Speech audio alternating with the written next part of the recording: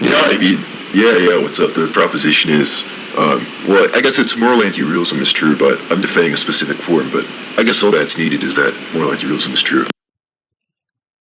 Yeah, as he said, the big proposition is whether anti-realism is true. He would be defending a view called the sophisticated expressivism being true. So he's arguing for the F, and I'm against the view that this position is justifiably true.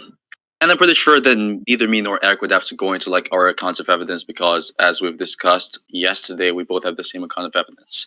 So let's get things rolling. Yeah. You want me to kick things off?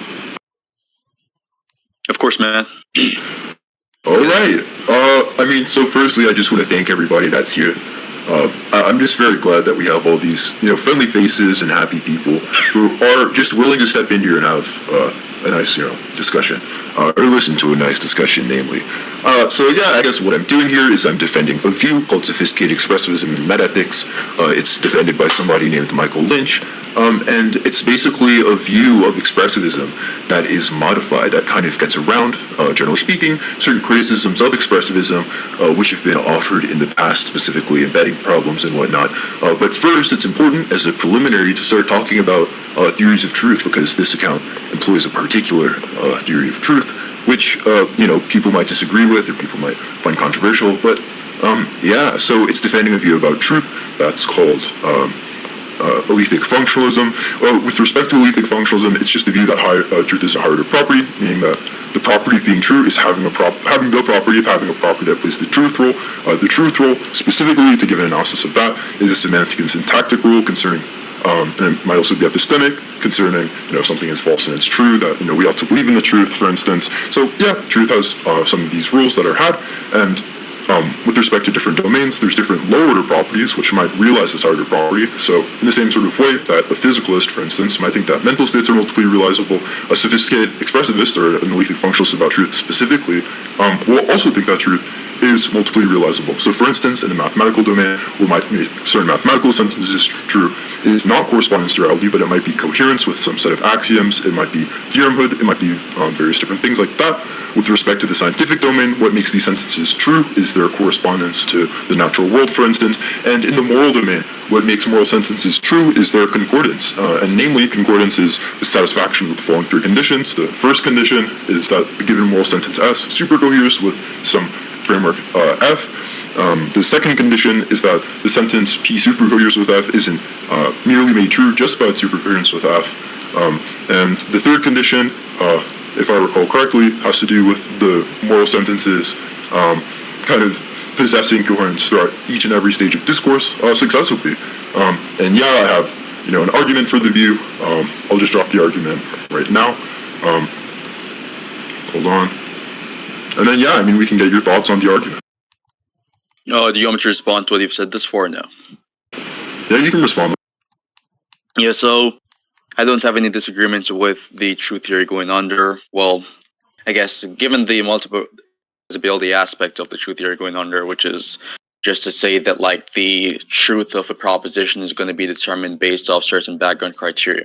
And so for mathematical sentences, for example, even if we're to be like a mathematical nominalist and there's no actual thing out there the mathematical sentence is corresponding with, it would still be the case that these propositions are still true in virtue of certain mathematical axioms.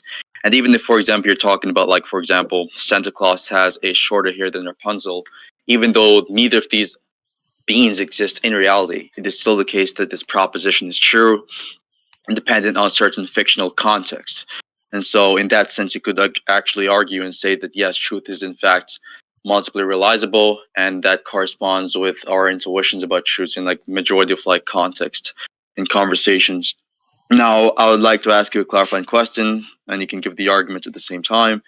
Are you saying that sophisticated expressivism being true is like a synthetic fact or like an analytic fact? Yeah, so the truth of sophisticated expressivism is a synthetic fact because it's posited as giving some account of folk discourse practices concerning morality. So absolutely, it's widely characterized as a synthetic proposition. And just to be clear, I've actually delivered a formal argument which establishes this synthetic proposition. And just to be incredibly clear, even more clear for every single friendly face that's come by in the audience, here's the formal argument. premise 1 is if some theory T best accounts for our discourse practices in some domain D compared to some competing hypotheses, then null is equal T is more probable than those competing hypotheses. Premise 2 is that sophisticated expressivism best accounts for our discourse practices in the moral domain, and the conclusion is that sophisticated expressivism is more probable. I have formal arguments for both of those premises, and I have sub-arguments for those the premises of the arguments for the premises. So yeah, I mean, we can traverse the propositional Rolodex, but Okay, so when you say that like something best accounts for something else, what do you mean there? Are you just saying that given certain laid out explanatory virtues on the table, this exponent is the thing which best explains the exponendum available? Yeah, I'm saying that when a theory to be the best explanation of some given piece of data is just to say that that theory, whilst simultaneously explaining that piece of data, does it simultaneously A, more theoretically virtuous, and B, not violating basic principles of ontological economy. What's gonna be... You can hear me? Yeah, I can hear you. Okay, good. So like you're appealing to theoretical virtues essentially, and I guess like seems as if you're also appealing to like some ontological virtue, or ontological parsimony. I'm not sure if you mentioned that's in the last part of your sentence, but since you're making like a mathematical claim essentially, when you're going to be invoking like probability notion, you're going to say that like if something best accounts for some given thing X, insofar as it maps onto, or rather it is more explanatorily and theoretically virtuous than some other given like opposing hypothesis. How do you argue that there is some connection between that or that specific criteria, that's specific epistemological criteria, sorry, and what you'd call probability? How do you argue this? Wait, I'm not making a probabilistic argument. I'm making an inference of the best explanation style argument. Do you understand the distinction between the two? You said specifically in the first premise that if some theory T best accounts for discourse practices in some domain D compared to competing hypotheses, then all is equal, T is more probable. So you're basically making an abductive argument for being more probable. Hold on. Yeah, I'm saying that like you're basically drawing the connection between theoretical virtues and the probability, and I'm saying that what's going to be the argument as to why. First of all, you stuttered, and second of all, if you want the argument that firstly, you stuttered. Secondly, if you want to understand why it is that theoretical virtues make some hypothesis more probable, I actually have a mathematical explanation of this. And what I'm going to do, since you're like questioning something very basic that I wouldn't imagine that any person questions, since what I'm appealing to is simplicity, so I'm appealing to the hypothesis being the best explanation because simultaneously it has more explanatory power and it's more simple. All I need to show, just to be clear, is just that simplicity, or at least ontological economy, is something that is important when considering the probabilities of these hypotheses. So you can just look in the side chat. Here's the explanation. Go ahead. What the kind do you take issue? Wait, just calm down for a second. Do you take issue with any part of the explanation whatsoever in the chat? Yeah, just go ahead and read through, buddy. Parsimony you're going under. What account of parsimony? All I mean by parsimony, if you're confused on what the term means, like you're confused on another basic thing, what it means for some hypothesis. Wait, just calm down for a second. You're the one interrupting. So what it means? You're spreading the fuck out. Just calm down, Apollo. Holy shit. So what it means? So what it means for a hypothesis to be more parsimonious is just while simultaneously having equal explanatory power or having some degree of explanatory power, it's also simpler. So for some hypothesis H to be more parsimonious than some hypothesis H1, it's just to say that H and H1 explain the data equally, and one hypothesis is simpler than the other, or it's to say the inverse of that, or it's to say that one hypothesis possesses both. That's the relevant thing. So by simpler, what the kind of simplicity you're going under? Is it like a statistical? Yeah, I'm talking about wait. I'm talking about ontological simplicity and numerical simplicity, but the more relevant type of simplicity is ontological simplicity. Which is probability reason. Yeah, I already gave the explanation in chat concerning why exactly you would take simplicity concerns seriously. I've derived them for very basic rules of probability theory. Yeah, I just gave a very basic probability theory. You understand? You want me to read it out for you? Ontological parsimony and statistical parsimony. Wait, do you think that what I'm offering is statistical parsimony? That's the explanation I offered? I'm not saying what you're offering is statistical. I'm just talking about the amount of ontological posits in a hypothesis. Presumably, when you're adding extra ontological posits into a hypothesis, that's being added to some conjunction. And if you're adding it to some conjunction and both the conjuncts don't have some probability of like 1 or 0, where every single atom in the conjunction has some probability of 1 and 0, then the probability of the totality of the conjunction will be less than the probability of the individual conjunct. So that's why obviously it would be important taking into account ontological parsimony when considering these hypotheses. No, I think it was very, very clear. Wait, no, are you talking about a ramble fest when you just fall flat on your face on this point like a retard? How did it fall flat when you quite literally killed Yeah, because you made a very basic error. I explained very, very easily why you made the error, and then you said it spurred the fuck out, and now you want to move on because I just embarrassed you on the spot. Yeah, sure. Yeah, so moderation, please. Yeah. Yeah, okay, you could talk enough, Alan. And then, yeah. Okay, yeah, cool. So, anyways, this guy keeps on repeatedly appealing to ontological parsimony, and given the conventional definition of ontological parsimony, as any actual intelligent individual should be aware of, is just to simply say that something is more ontologically parsimonious if and only if it does not, or that theory specifically does not involve any commitment towards like some inflation of ontology, i.e., that theory does not require the postulation of more entities than the other theory that is being compared with.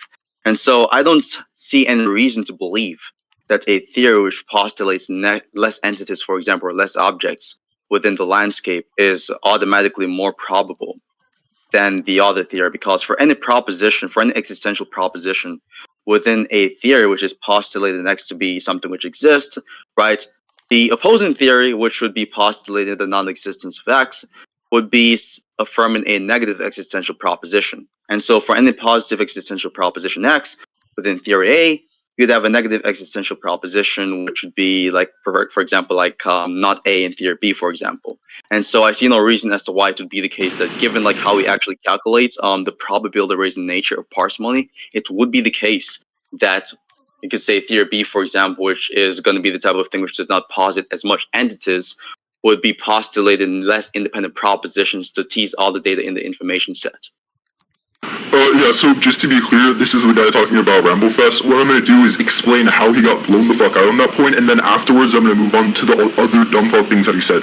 But just to be clear, he asked why ontological simplicity or ontological complexity would be relevant to the probability of a given hypothesis. I gave a mathematical explanation of that, and very simply, if you don't understand probability theory very much, when you have an ontological postulate, you can think of those in terms of propositions. And when you tack another proposition onto your hypothesis, that'll lower its probability, assuming that that proposition is part of some conjunction, and the probability of the atom of that conjunction is not 0 or 1, nor are any of the other atoms. But yeah, I'm going to give the mathematical proof, and I hope that every single person here is going to listen to this complete fucking stomping. So, just to be clear, the probability of B given A, and I'm just reading out what I wrote in chat, by the way, since you have the inability to read it for yourself, the probability of B given A equals the probability of A and B divided by the probability of A. A consequence of this is that the probability of A and B is equivalent to the probability of A times the probability of B given A. So you can see that the probability of the conjunction A and B is going to be less than or equal then to the probability of A. And if you want to understand an even more basic point about mathematics, if the probability of A and the probability of B are non-zero and they're non-1, then if you multiply them with one another, then the probability is going to be lower. So if you have some more complicated hypothesis where we have more propositions tacked onto that hypothesis, it's going to end up lowering its probability under ordinary circumstances, just like the exact circumstances that we're in right now. Holy shit, I'm sorry, I thought you were supposed to be the king of debating, but you just turned out to be a fucking jester. Okay, this is an incredibly rough day to be an Apollo fan. But yeah, hopefully we can see him like attempt to bloviate whilst trying to explain how the very basic probability theoretic analysis I gave of simplicity is somehow incorrect, but holy shit, this is bad. My turn? Yeah, you have my permission to speak, Okay, Howard. cool. So anyways, I guess the intellectually handicapped retard failed to actually understand that what he just gave as an explanation or evidence, whatever the fuck you want to call that, for the reason as to why ontological parsimony is probability raising actually favors the reason as to why ontological parsimony does not necessarily raise the probability of a given hypothesis. So for example, if we have theory A, for example, which is postulated, let's say like 10 entities to explain the data, right? And so for every proposition which is asserting the existence of a given entity, would be like considering that to be like a positive existential proposition. And so like let's say like theory A posits like 10 entities, that would mean that there are like at least 10 positive existential propositions to explain the data. And so for theory B, for example, you'd have like that theory which is denying all of those entities existent, right? That would posit like 10 negative existential propositions, which corresponds with the positive existential propositions for the 10 hypotheses. And so let's say, for example, like these 10 propositions for both individual theories, for example, are all the propositions which attempts to explain away the data, right? And so for every independent proposition that theory A has and theory B has, all else being equal, let's say, for example, the only thing which distinguishes these two theories is ontological simplicity, right? And the both have the same explanatory power and unification, whatever explanatory virtue you're going to be appealing to the conversation, right? It would be the case that they would have the same level of probability. So let's say, like, for any proposition, which in theory A, for example, there's a 0.99 chance of it being correct, right? And so because there are 10 propositions in theory A, the probability of that being correct would be, like, for example, like 0.9. And the same would apply to theory B, because theory B is asserting the same amount of propositions, the same amounts of independent proposition, irrespective of it actually positing less entities to explain the data. And so just because something is postulated less objects to explain the data does not actually establish that it is automatically postulated less independent propositions, which is the type of thing we multiply to actually calculate the overall probability of a given theory. And so you do not actually establish that there is actually a necessary connection between ontological parsimony and probability, but rather you established that statistical parsimony, which is not what you're fucking appealing to, by the way, you dumb fuck retard, is the type of thing which is probability conducive. And so your kind of probability and the evidence you gave to support your kind of probability or parsimonies are being probability reason is the type of thing which actually goes against your kind of parsimony being probability reason to begin with. Yeah, so notice how Apollo is stumbling through the sentences and being incredibly unclear. What I'm about to say is very highly clear. I never made the claim that if some hypothesis is simpler than some other hypothesis, that alone is sufficient to make it more probable.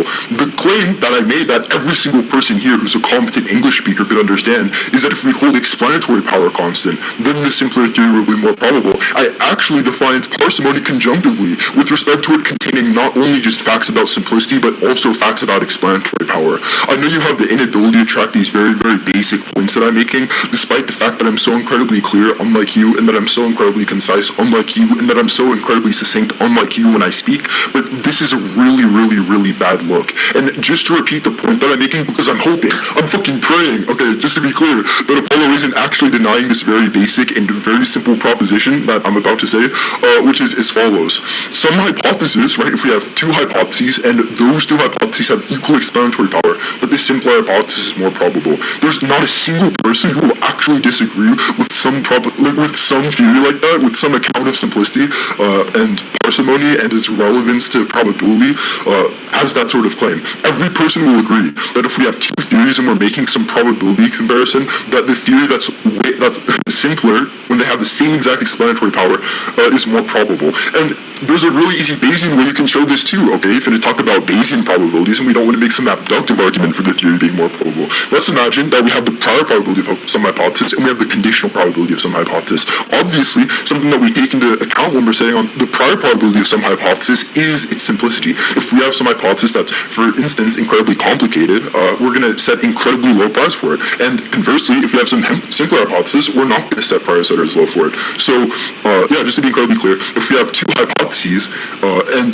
both of them have equal prior probabilities, like setting everything else constant, that they have different prior probabilities. So, for instance, it might be that one hypothesis has a lower prior probability for being like far more complex than some other hypothesis, and they both explain the data equally. The hypothesis that has the higher probability fucking trivially is going to be more probable. But Apollo is denying this. Right now, what he expects you to do is to take what he says seriously. What Apollo's expecting you to do is to not understand very, very basic philosophy and to fall in some pitfall where he's being skeptical of something, and it seems like he's justifiably being skeptical of something. That's incredibly obvious that every single person who like knows basic probability theory and that just sets their prize in terms of simplicity, which is basically everyone, by the way, basically everyone sets their prize in terms of ontological simplicity, would recognize as incredibly fucking stupid. Yeah, I'm gonna hand it off back to the retard. You're gonna see more blow reading, you're gonna see more prevaricating, and you're gonna see another clear and succinct response from me. It's just so hilarious how the retard claimed that I was stumbling, then proceeds to like stumble over the last parts of his explanation in response to my actual counter arguments, or rather skeptical objection towards the presuppositions he was making. Now, to respond to the point about like the priors argument, when he's talking about how we would set low priors towards more complicated hypotheses, that might be true under a subjective Bayesianist model, but not under an objectivist Bayesianist model. So if you're taking like an objectivist account of Bayesianism, for example, whereas the priors are going to be determined by principle of indifference instead of maximum entropy, then it will not be the case that under that specific account, whereas the principle that is utilized to actually, you could say, analyze the prior probability of a given hypothesis would be something which is indicative or emblematic of that specific proposition being I guess, less likely under the prior probability analysis, irrespective of its complication. Number two, I'm not disagreeing with the idea that parsimony is actually the type of thing which is probability racing. What I'm disagreeing with here is that ontological parsimony, the one that you claim, you dumb fucking retard, to have a specific connection, mathematical connection with probability, is the type of thing which is necessarily probability racing. And I've given the perfect example to espouse that claim when I gave the two theories, for example, or theory A, for example, which asserts, like, for example, like 10 positive existential propositions. And so what that would mean for the audience, for any positive existential proposition, there's an object which is being postulated to exist in reality, right? And so if those propositions, those independent propositions, are utilized to explain the data, right? And theory B, for example, which do not posit any of these objects to exist and instead posit the negation of these things to explain the data, if we have these two competing hypotheses, for example, irrespective of theory B, right, postulating less objects in its ontological framework to explain the data, it would still be the fucking case that, all else being equal, these two views would be just as parsimonious, because guess what? They both assert the same amount of independent propositions, right, to explain the data. And so if we, for example, ascribe the error probability rates of 0.01, right, to like any independent proposition for both theories, you would get that both theories have like a probability rate of 0.99 for every single independent proposition. And so when you multiply that, right, for both theories, you get like a 0.9 chance. And so both theories, irrespective of one postulated less entities or objects than the other one, is still going to be just as parsimonious and just as likely, assuming that the explanatory power is the exact same. And for one, I don't even know what's going to be the argument for why explanatory power is the type of thing which is probability racing. I mean, I take it to be the case that neither of these like two virtues you're appealing to, it necessarily leads to probability. Like, for example, look at like the standard model of particle physics, right? It is unable to explain dark matter. And so I can always generate like some fucking hypothesis called the dark matter man hypothesis, which could possibly or actually fully explain the existence of dark matter. And so just because that hypothesis has more explanatory power, quote unquote, insofar as it is able to generate a causal explanation for dark matter and its existence and why it functions in the way it does not actually indicate or is emblematic of that theory intrinsically be more likely, just in virtue of it actually having a higher degree of explanatory power. So as I've demonstrated within my explanation, without postulating like what he feels the need to actually do in this conversation, because he's so unconfident and so insecure in his lack of substance and intelligence in this conversation, what I've just demonstrated a while ago is that neither explanatory power nor ontological parsimony is the type of thing which actually raises the probability. And you talk about like simple probability theory and like philosophy, when those are obviously topics that you don't really know that much about. According to simple probability theory, by the way, and the theories are, I guess, accounts of probability, which actually talks and proves that parsimony is probability racing, i.e. archaic information theory, it is not the case that ontological parsimony is factored into that fucking theory. And so archaic information theory is what is called the MDL principle, and the MDL principle is predicated on statistical parsimony and not fucking ontological parsimony. Hopefully I don't get another intellectually handicapped response from the dumb fuck Erik in this conversation. Notice how the Apollo dumb fuck ends up talking about posturing and then immediately after decides to poison the well right before my reply. Holy fucking shit. This is actually hilarious. So, just to be clear, Apollo says to this issue he wants to apply an objective Bayesian analysis and give a uniform prior distribution between moral realism and anti-realism. That's completely fucking hilarious. Nobody ever in any of these contexts whatsoever, especially in philosophy, wants to use some objective Bayesian analysis and apply a uniform prior distribution to both of the theories. Holy fucking shit. And just to be clear, if you're not fine with taking into account simplicity into your hypothesis, or into setting your priors, and you just want to apply indifference, you'd be indifferent, for instance, between the hypothesis that the fact that you're on this call is explained by you clicking on it, and that the fact that you're on this call is explained by 50,000 demons fucking manipulating you, over-determining causally you being on this call, you fucking idiot. Both of those theories simultaneously have explanatory power over the relevant piece of data, but obviously one is less probable than the other. This is like really fucking basic stuff. Obviously, a realist view, a more complicated realist view, would have a lower prior probability, the same exact way that the demon theory that I just explained would have a far lower prior probability. And, yeah, I mean, it's just really, really low-level stuff here. And a really hilarious thing that Apollo said is that explanatory power isn't probability raising. It's just trivial that explanatory power is probability raising. It's just trivial that if there's some piece of evidence that obtains given some hypothesis, that's some piece of evidence for the hypothesis. It can be evidence for multiple hypotheses. The evidential superrelation, just like truth on my view, is multiple completely realizable, but that isn't relevant at all, right? Obviously, it's trivial that if some theory predicts some piece of data, that theory explains some piece of data, then that piece of data counts as, and that piece of data obtains, just to be clear, that piece of data is some evidence for the theory. And just to be clear, the reason that you use so many filler words during your rambles is because you have nothing of substance to say, right? How arrogant do you have to be to come up here attempting to utilize rhetorical tactics after not engaging with anything that I said substantively, and just to make all of these substantive face plants? It's really fucking terrible. The very basic 3 points that you made that I addressed all simultaneously come together into this tapestry and show that you're incredibly confused on this issue. In fact, there's so many layers of confusion I have to cut through in order to finally make it incredibly clear that what you're saying is incredibly fucking stupid and belies fundamental ignorance about probability theory. Whenever you speak, when you go on these rambles, you genuinely sound like you're on horse tranquilizer, okay? If you need me to argue on your behalf, I easily can, but I think that when you're giving these like dog shit arguments and when you're making these basic confusions about probability theory, it works way better when you're talking to random anime debaters in a call with like 2 other people. Holy fucking shit. This is a really rough day for you. I'm trying to explain these basic concepts to a lesser creature, and all we get in response are these infinite, unending rambles, these unskippable cutscenes where he denies basic truths about probability theory or applies completely different analyses that are irrelevant to the issues. You want to apply a uniform prior distribution in this context? Are you insane? Are you retarded? Holy fuck. And all these reductions, all these counterexamples to his theories, I bet that none of them are going to be addressed. I bet that every single time I keep on continually bringing them up, as he keeps on rambling over and over again, it's not being addressed. And I bet that even though I've described in depth, right, line by line, sentence by sentence, how everything that you said is retarded, you're going to continue to ignore my explanations. We're going to get another ramble, we're going to get more lies, we're going to get more dishonesty, and we're going to get more misused rhetorical tactics that you haphazardly stumble through in your dumb fuck dog shit sentences. But it's done. It's over, Apollo. You've made these errors. You could have asked for further arguments. You could have tried to point out issues, and I could have just given more arguments, and maybe you just kept you could have just keep on asking me over and over again to give more and more arguments, and maybe eventually I might have run out of them or something like that. But no, you didn't decide to do that. You decided to give your own positive criticism of one of these premises, which was complete fucking dog shit, and ended up face planting as a result. Holy shit.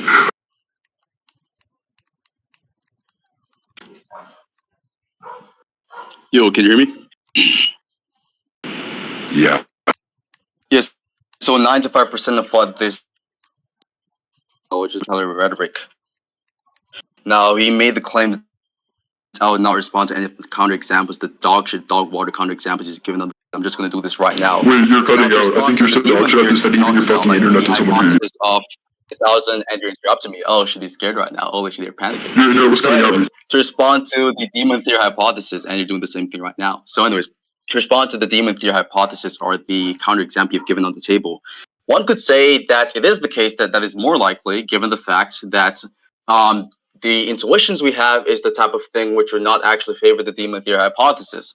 And it's not just the case that the intuitions alone is going to be probability reason, but if we actually factor in the intuitions into the actual data, it would be the case that given that intuition, one view is going to be more parsimonious than the other view, because generally speaking, given like facts about evolution and given facts about like neuroscience and so forth, intuitions are generally accurate. Facts about intuitive physics, facts about neuroscience, facts about evolution would establish the inductive case for intuitions being accurate, generally speaking. And so a theory which is more intuitive is going to be more parsimonious given the frequency of intuitions being accurate. And so it would be the case that given the empty principle, that theory would actually have like a shorter description length, and so it is more parsimonious. So that's like an objectivist approach towards demonstrating. It would be the case that the demon theory hypothesis is less likely, I should say, irrespective of your, I guess, intellectually diminished perspective of probability theory. Now, you saying it's just trivial isn't an argument, by the way. I know this is through the entirety of your word explanation and objections towards the accurate objections I've given towards your dog shit argument. You keep on going on a ramble fest about, well, nobody uses this the way you do, and nobody thinks this is actually the case, and this is just trivial. Well, okay, who cares? I mean, if you're going to say that it is trivial, then that's going to need an argument. I mean, like, saying that something is trivial is not something which is a evidential qualification for a given statement. I mean, I can say that it is just trivial, that ontological parsimony is not the type of thing which raises the probability of an argument or a given proposition, but that would be an argument, would it be? So, yeah, saying that it is just trivial is not going to be the type of thing which actually hide the evidential deficiency behind your position. That's number one. And you've yet to actually respond to the examples I've given about the two competing hypotheses case, whereas one theory actually postulates 10 more fucking objects than the other theory, and irrespective of that being the case, they're both equally just as fucking likely, given the fact that for any positive existential proposition that the first theory asserts, which is going to be 10 independent propositions, the other theory, which asserts the non-existence of those objects, would be asserting independent propositions with a negative, which are negative existentials. And so if we just equally distribute the probability across all 20 propositions in both opposing theories, it would both calculate and come up to the same exact amount of probability, irrespective of one being far more ontologically parsimonious than the other one. Ontological parsimony is not even something which is agreed upon by mathematicians to be the type of thing which is probability raising. And the actual account of mathematics in probability theory, which is archaic information theory, or the algorithmic account of probability, which actually justifies being probability raising, does not actually talk about ontological parsimony. In fact, it is something which is emblematic of statistical parsimony. And so, for one, initially when I even asked you the question, which is if you know the fucking distinction between statistical parsimony and ontological parsimony, you actually dodged the fucking question because you lack the fucking knowledge, the intelligence, and the fucking, I guess, IQ to actually track the fucking question, even properly respond to the question. That's number one. And number two, the explanation you're given to justify parsimony being probability raising is the type of thing which justifies statistical parsimony being probability raising, and not ontological parsimony being probability raising. So just to clarify for the audience before he gives his other ramble-fest fucking response to my arguments, I'm not denying or rejecting that parsimony is probability raising or it raises the likelihood of some given theory or hypothesis. What I'm denying is the specific account of parsimony he's utilizing in this conversation to establish this proposition being true. And most importantly, he has yet to actually give any sort of mathematical evidence for why it would be the case that explanatory power is actually the type of thing which is a sufficient condition for a theory being more likely. And they've given an example which actually just debunks that openly. Like, for example, fucking standard model of particle physics. It's not able to explain the matter antimatter symmetry. It's not able to explain dark matter. And I can just generate like some fucking hypothesis called the dark matter man hypothesis, which is able to actually explain all of these stuff. And it would still not be the case that that hypothesis is more likely, given the fucking successful predictions of the former hypothesis in physics. And so it is not the case, for one, that explanatory power is able to suffice the indication of something being more likely or something possessing a preponderance of probability.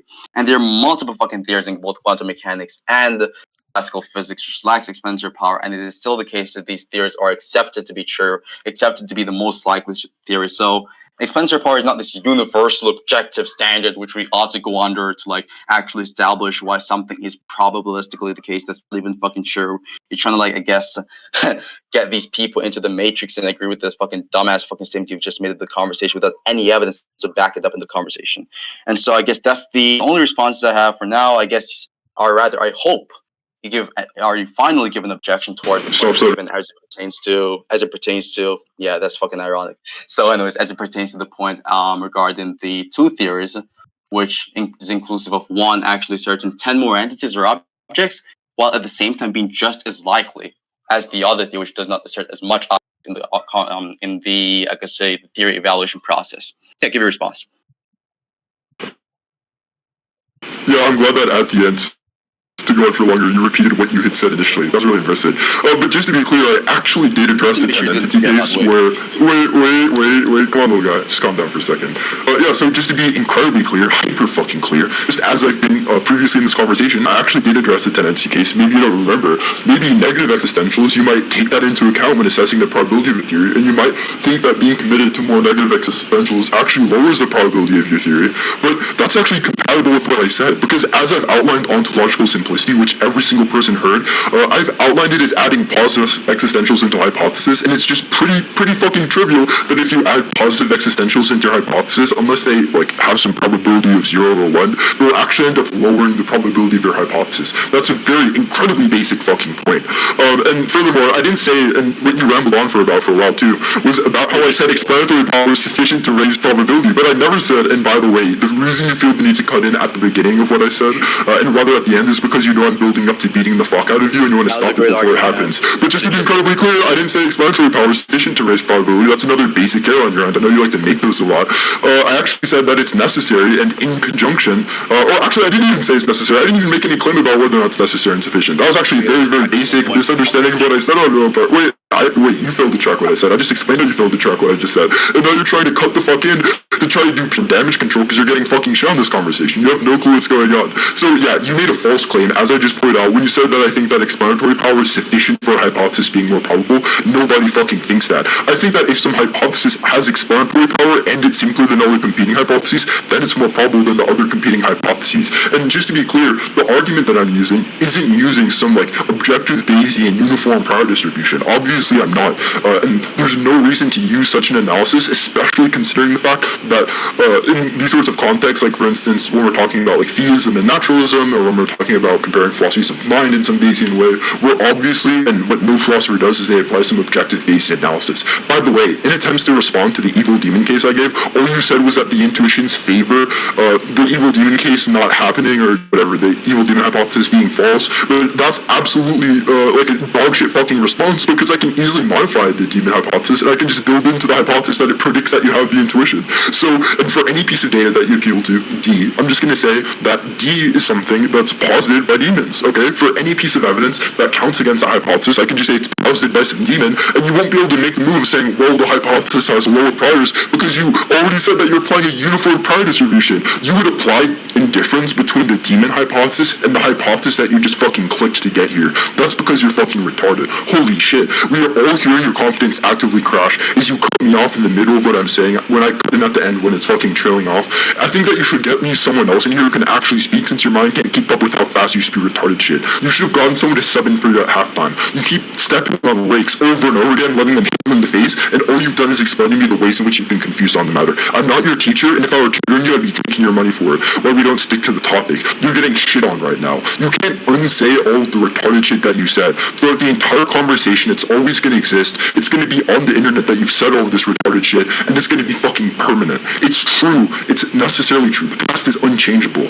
Okay, you said retarded shit that I've replied to, and I've explained why exactly it is that it's retarded, while you've simultaneously been spewing the same exact dog shit responses. There's a reason, by the way, which is look for why when you trail on over and over again, fucking endlessly, going on these rambles that you say nothing new and nothing novel and end up repeating what you said previously, and why when I'm going on after explaining why every single point that you made is stupid and deconstructing your dog shit character, I keep on saying things that are novel. It's because I'm far smarter than you. I'm far more intelligent than you, and you're not able to keep up with me in these discussions. You're getting fucking lapped right now. All you're capable of doing as you're getting lapped is sitting on server mute because you lack the self-control like a fucking dog to not bark as I'm shitting on you in this conversation. You've been fucking curb stomped in this debate.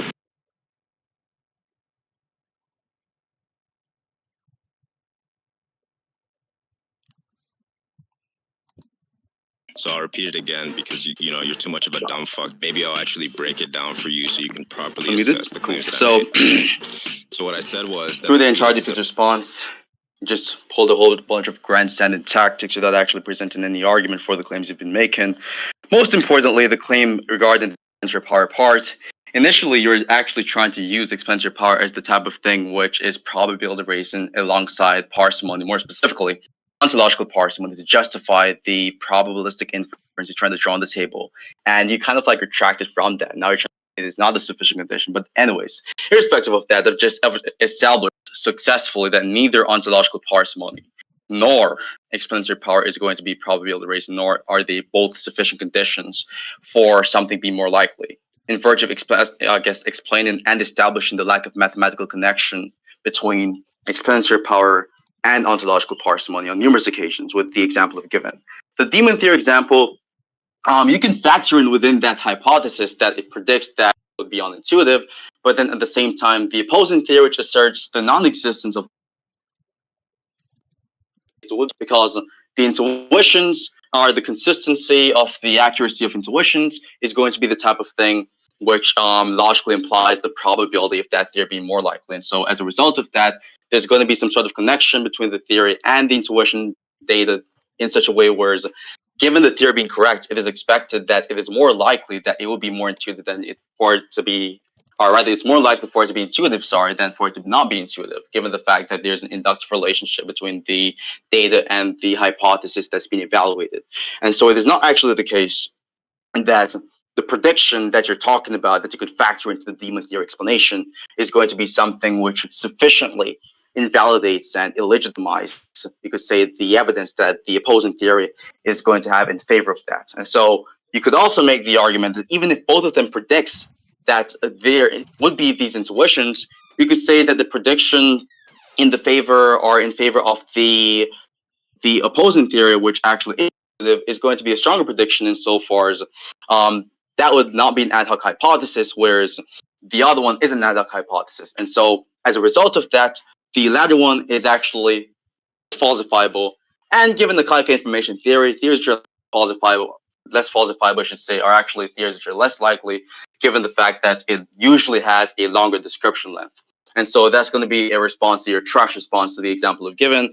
Now, again, I mean, I guess your attempt to prove the claim regarding ontological parsimony being probability reason was you just saying nobody thinks this. It's trivial. I've not heard any actual math which actually establishes emblematic of the conclusion piped on the conclusion you're actually trying to attempt to justify. And so as a result of this, I'd have to say that this is actually disappointing performance on your end. And in fact, you did not even object to the example of given. In fact, you've on numerous times agreed to the example and the validity of the example of given insofar as the connection between that example and your case is concerned. And so you talked about like something or someone possibly having like higher priors towards like negative existentials or something like that. And so that's not even actually responding to the actual point that I made, because given your account of probability and how you actually analyze the probability of a hypothesis, and this is perhaps the only point you've made this far, but sadly you have surface level knowledge on this actual topic, and so it just stops right there insofar as correctness is concerned. But the point you made as it pertains to the usage of the multiplicative axiom or the multiplication axiom to actually calculate the probability of a theory, right? That specific thing, right, is going to be the type of thing which, as I've said on numerous occasions, which you failed to check also on numerous occasions, is going to be something which is suggestive of my conclusion being correct, which is that ontological parsimony is not relevant to the probability nature of a given theory.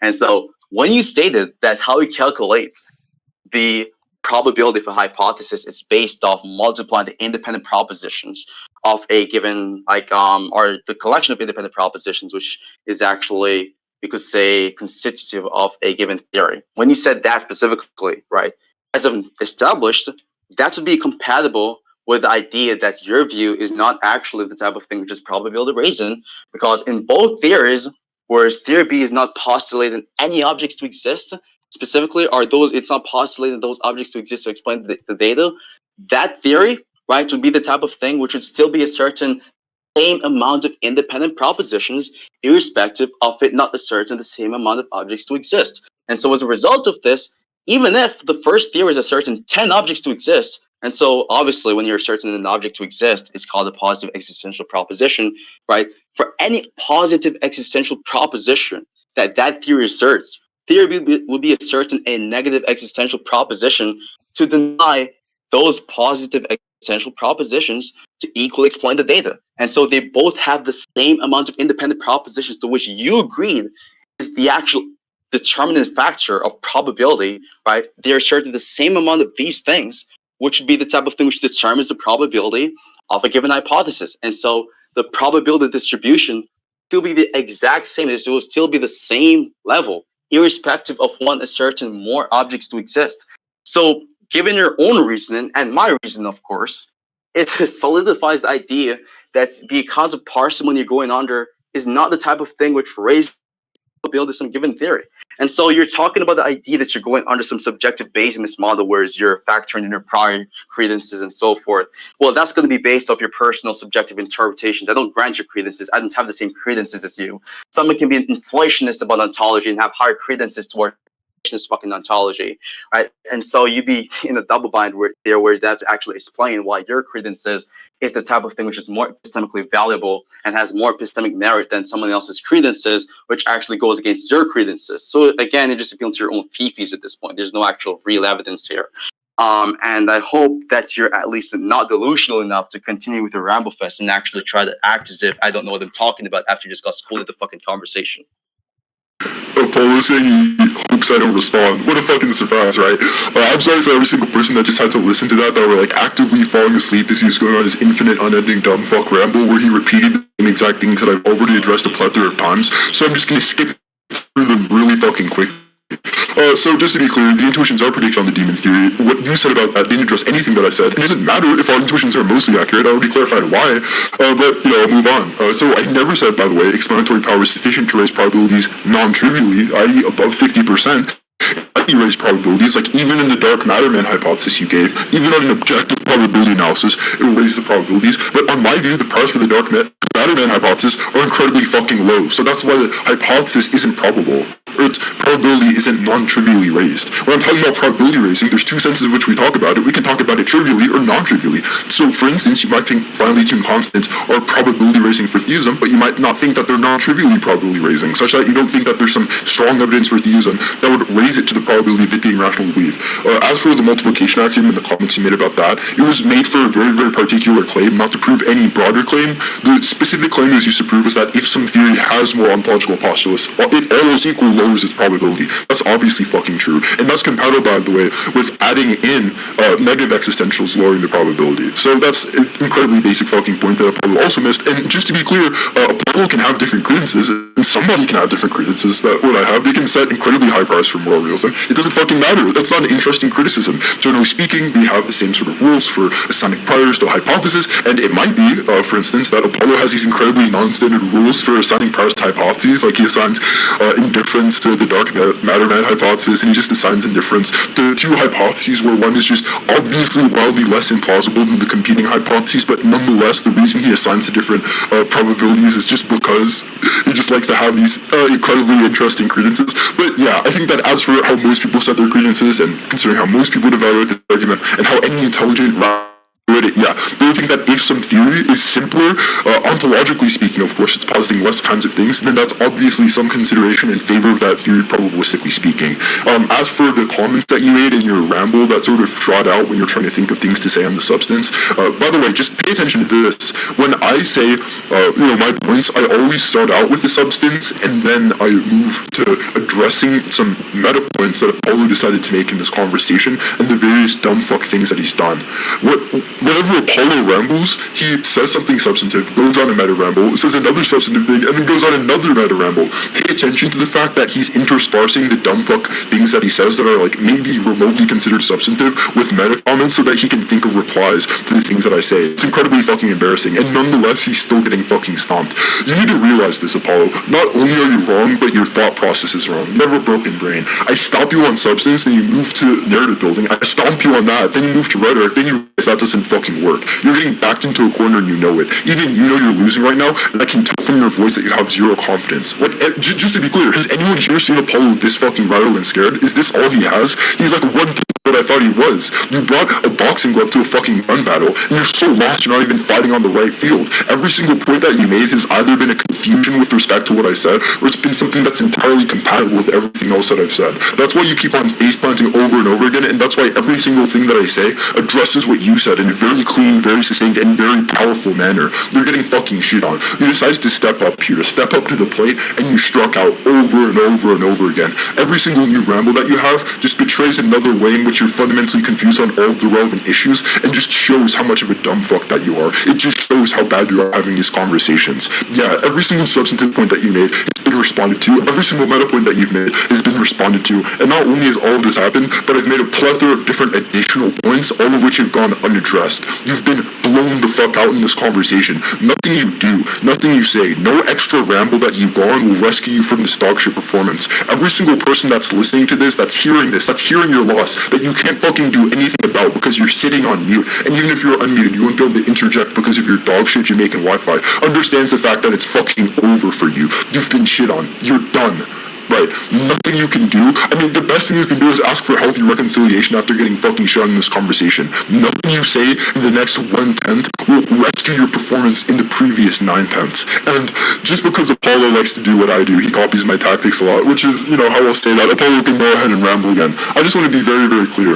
Apollo, I want you to go ahead and respond to what I said, but I have a challenge for you. Make sure that what you say is both intelligent and novel. And I bet $1 million fucking that every single thing you say will either be irrelevant, unintelligent, or entirely non-novel, like everything else you said in the past. We've been speaking about induction, and we've been speaking about probabilities. I think it's incredibly obvious that given all of our observations in the past, we can predict that the next thing you're going to say is brain dead and fucking retarded.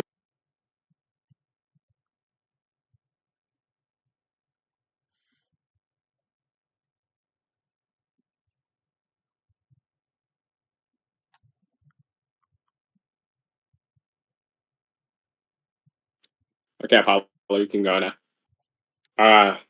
And let's just try to like keep the points to some new stuff, not like no repetitions or whatever, because we're gonna go to closing soon. Chat, if you feel as if we said anything new, then address that, and then you guys can Well, I won't be able to hear what Apollo says. Can I have like 1 minute real quick?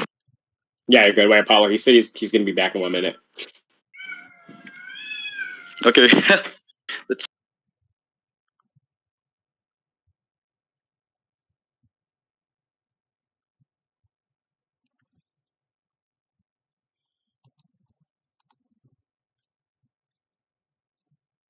Alright, that guys, what's up? Sorry, Apollo, for holding you up. Okay, Apollo, he's back. Yes. So I was just going to say that really and truly just got rhetorically, intellectually, and substantively like destroyed and eviscerated in this conversation so badly. He's clearly having like an intellectual blackout right now. And as a result of this, he just keeps on going on to like, I guess, the grandstanding tactics, the pathetic posturing tactics in the conversation to evade the actual substance. He said that my points are, I guess some of them are compatible with his interpretation of probability. That's not even true. My points are actually not compatible because of the fact that my points are actually predicated, and I've said this on numerous occasions, is actually predicated on statistical parsimony, not ontological parsimony. And so the only presupposition I'm making, and the only sort of like idea I'm pushing forth here as it pertains to the probabilistic nature of parsimony is the idea that statistical parsimony is the type of thing which determines such and not ontological parsimony. And I've already repeated this on numerous occasions, that the explanation and the counter arguments you've given in the type of actually is compatible with my view and is actually incompatible with the proposition you're laying forth in the conversation. I mean, you, I guess, say in your little ramble fest again that nobody intelligent, rational person would agree with me, and like it is the case that like the demon theory explanation is more likely given the plausibility. And I would just ask you this question, which is, why is it the case that the demon theory cannot be more likely given the evidence or given the data in virtue of something which not plausibility or intuition, plausibility related? So like, for example, the reason as to why that theory is more likely is not because it is more plausible or because of some subjective priors we assigned to that specific hypothesis, but it is actually more likely some other alternative be more likely than the opposing theory. And so as a result of this, if you're not saying that it is the case that this thing is impossible, if you're agreeing that you can actually have some sort of objectivist Bayesianist model which actually establishes the probability of that given hypothesis irrespective of prior credences or whatever subjective personal credences or interpretations you're utilizing of the conversation to say that that would be less likely, right? Then it is the case that simply trying to criticize the ridiculousness of me saying that you can apply an objectivist Bayesianist model to establish the likelihood of that hypothesis in itself is ridiculous. No pun intended. To address, I mean, Jimmy, come on. low IQ to me, the IQ dumb fuck agreed that, hold on there a second, still speaking, that explanatory part is not the type of thing which is probability conducive. Like Jimmy, come on. and went on to try to justify ontological parsimony. Yeah. What's up? You cut out for What's up, Sonic? Yeah, you cut out. It's cutting out the entire time? The entire time? No, just not even like 5 seconds ago. Oh, okay. Tell me which part that was. Okay, so I'm just going to repeat the last part. I was just going to say that, like, the explanation is given for why ontological parsimony is actually more, or rather, is going to be probably conducive is actually the type of thing which goes against his position, because he then appeals to the multiplicative axiom of independent propositions. And so that is something which is related to the amount of propositions you assert to tease all the data, and not something related to the amount of entities which are postulated by these propositions to tease the data. And he agreed on numerous occasions that the propositions, the independent propositions that one can use to tease the data, can be negative existential propositions. They can be positive and negative existential propositions. And so nothing about independent propositions necessitates asserting the existence of objects. And so if he agrees that it's the independent propositions and the calculation of such in the multiplicative axiom or the multiplicative manner is what determines the probability of such, then he'd essentially be agreeing that the objects and the existence of objects, or the postulation of the existence of objects, is not relevant to the probability calculation of a given hypothesis and determining whether that thing is actually more likely. I don't think there's anything else I need to address, really. I mean, the whole time through the conversation has been appealed to triviality or something being trivial or uninteresting. I mean, a while ago, his only my objection towards the potential underdetermination of his position regarding the credences point is just by saying it's uninteresting. But that's not actually illegitimizing or disqualifying as a good. And so that in itself is not a good objection. It's not even a good response to my objection. His argument is not a good argument for his primary positions, considering that, number one, the reasons he's given on the table is actually the type of thing which supports statistical parsimony being probability conducive and not ontological parsimony being probability conducive. That's number one. Number two, it is the case that he actually, I guess, agreed that explanatory power is not a sufficient condition for probability. And most importantly, has been just asserting that his views are trivially true, which obviously they're not, because usually when you're saying that something is trivially true, we're talking about something which is analytically true.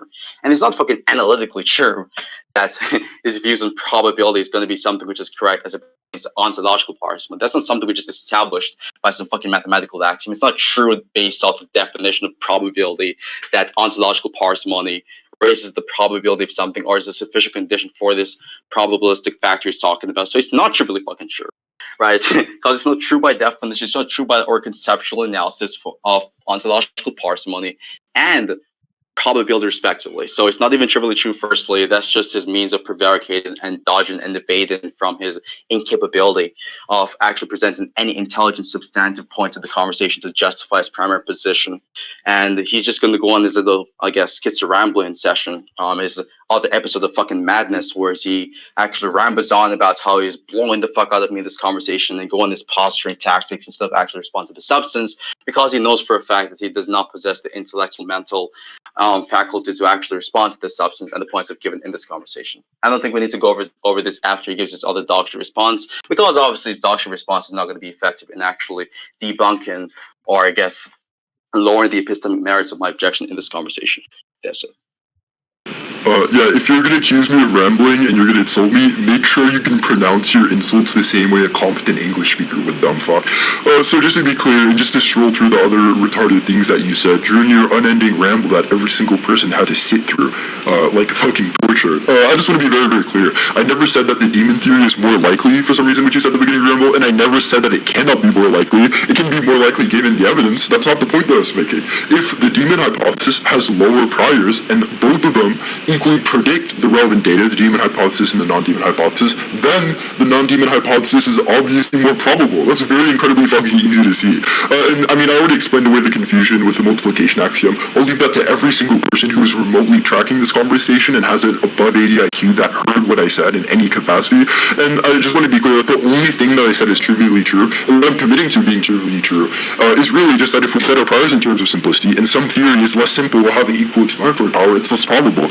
Obviously, for conducting some objective based analysis of the probabilities, and would sound like a uniform prior distribution, and maybe simplicity doesn't have anything to do with the priors that we decide to hypothesize. We just apply a difference. Yeah, I mean, I'm sure that's something that you could do. I'm just saying that that's not the type of analysis that's relevant here. So yeah, I mean, just to be clear, it seems as though your sentences get started, and you have no fucking clue where they're going. It's incredibly fucking bad. I'm sure every person here has taken note of this, that when he begins a sentence, he stutters and stumbles through it over and over again, while speaking at an incredibly boring fucking pace, and simultaneously not conveying anything of content whatsoever. If you are actually paying attention to the substance, which I'm sure a lot of people here have been, you'll notice that he said that the same exact thing in like 3 separate ways, multiple different times throughout the duration of his rambles. And then what he does, it's as though he moves to the meta in the middle of his substantive rambles, and then starts to think about, and it's like forgets that he already addressed the thing prior, that he already said something prior, and then out of habit repeats it again. So yeah, Apollo's been fucking stomped in this conversation. He did complete dog shit. It was incredibly embarrassing for him. It's kind of just over for him. So yeah, I mean, we can move to closings. Apollo, what you're saying next can be the closing statement, and then after, obviously I get my closing since I gave the opening. I get the final word. So yeah. Okay.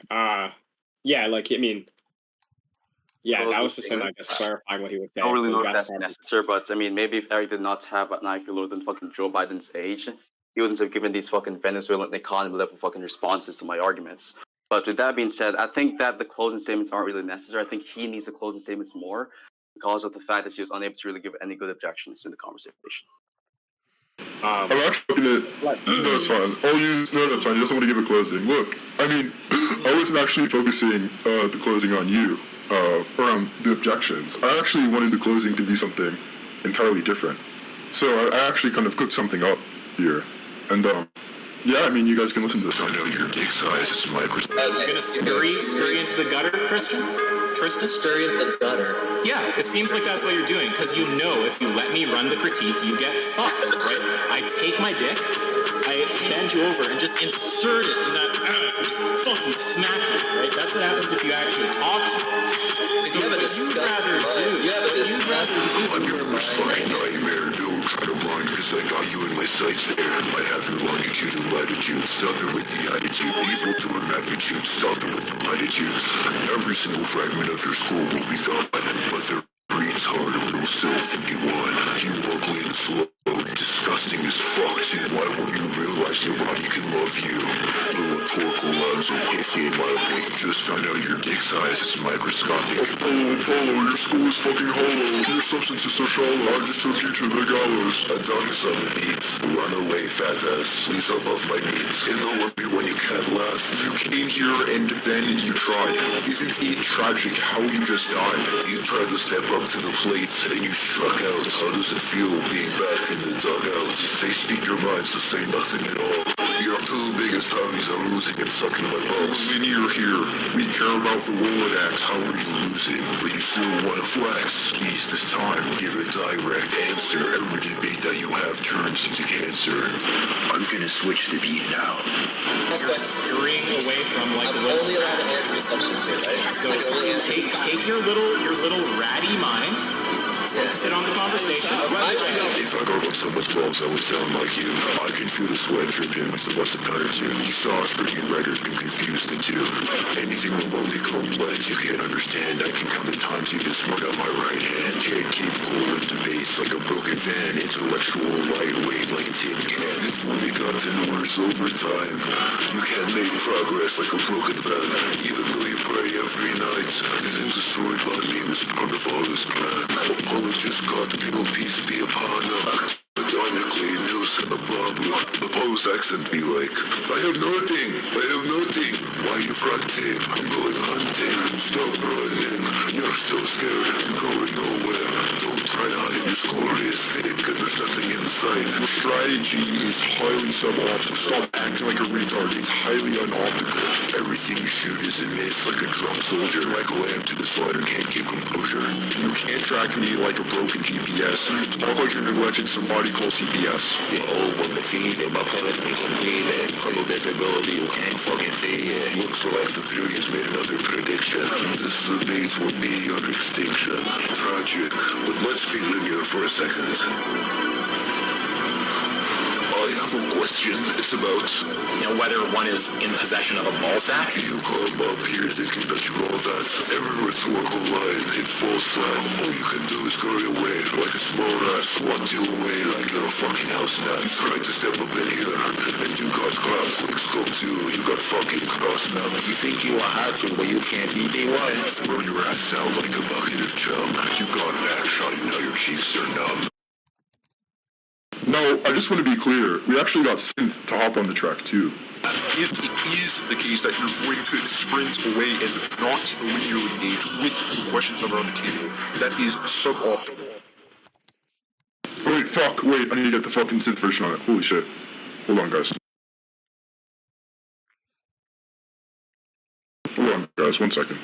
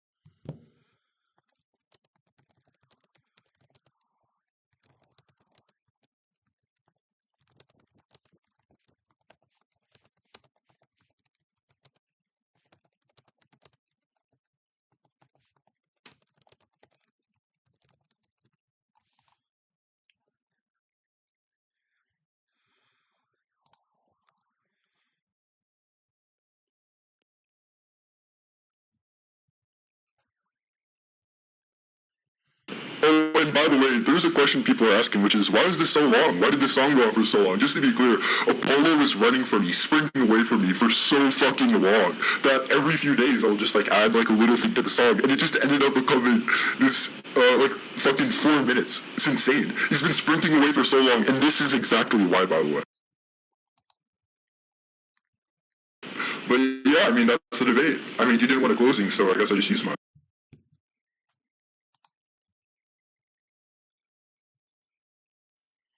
Did you not have the other song, or? Oh, did it not play? No. Oh, what the fuck? Oh, whatever, it's too late. No, play it. You can hear me? Yeah, what's up, bud? I want to hear the synth parts. Alright, let's get the synth part. Hold on. What the fuck? Hold on, my sound pad is fucked right now. I don't know why. Jesus Christ. Alright. Hey, Chop, why did you go?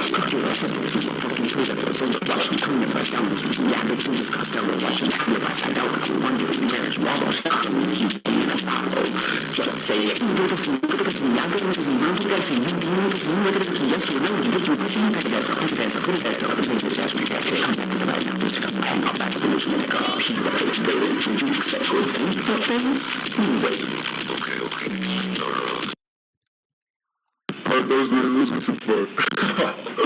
But anyways, yeah, I mean, that was wonderful. Great time we had. That shit was way too loud. No, it wasn't. Yeah, that was worth the wait. Jesus. Anyways, I mean, look, that was a great conversation we had here. I mean, great debate, right? Boy, Apollo, that's going to be posted everywhere. I mean, Apollo, what do you have to say for yourself? He's going to tag a server and tell everyone to vote for him and say that he won and that he bitched you. Yeah, wait, what's the DM you sent to Lucario? Let me find this. Lucario.